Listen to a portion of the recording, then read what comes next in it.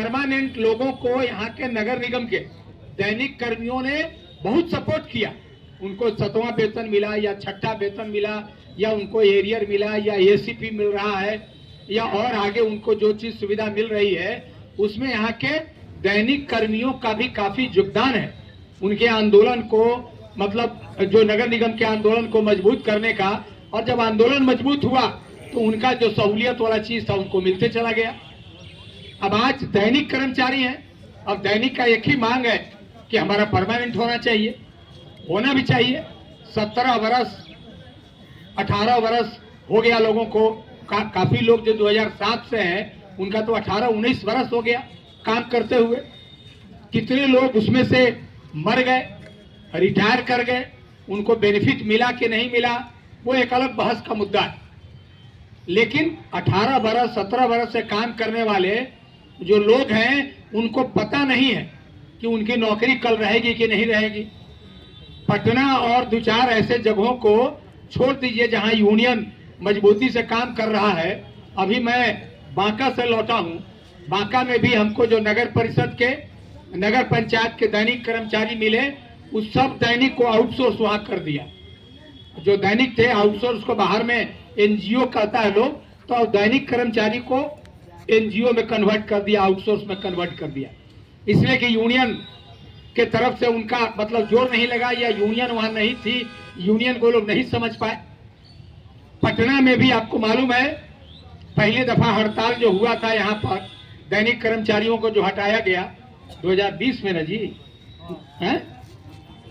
उस समय यही ऑर्डर हो गया गवर्नमेंट का कि जितने दैनिक हैं उनको आउटसोर्स कर दिया जाए और उनको प्रलोभन दिया गया कि आप इसमें आ जाइए, 60 वर्ष तक आपकी नौकरी रहेगी।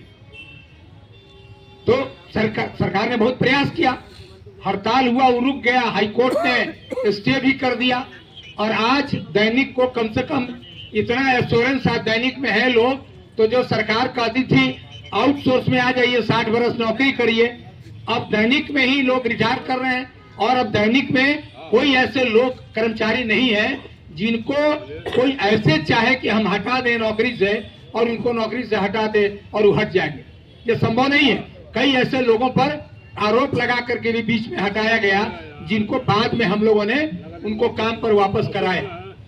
लेकिन अब एक परमानेंट करने का जो मुद्दा है, ये बहुत मतलब कोई ये नहीं है कि आज हम लोगों ने सोचा कल ये हो जाए।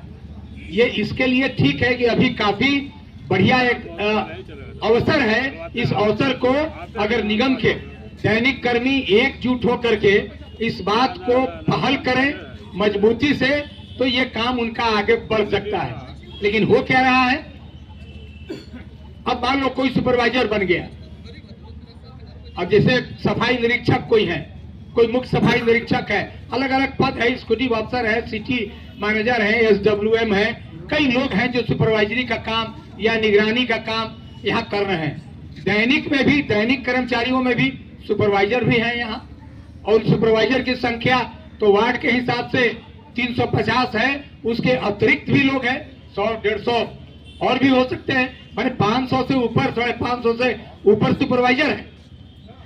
लेकिन वो सुपरवाइजर जो लोग भी हैं, आज अगर सुपरवाइजर दैनिक कर्मियों में जितने सुपरवाइजर हैं, अगर सुपरवाइजर अपने आप में यूनिटी लाए, एकजुटता लाए, तो दैनिक कर्मियों का कोई प्रॉब्लम नहीं रहेगा, उनकी नौकरी भी परमानेंट हो सकती है। लेकिन हो नहीं रहा, ये सुपरवाइजर ही जो 500 लोग हैं।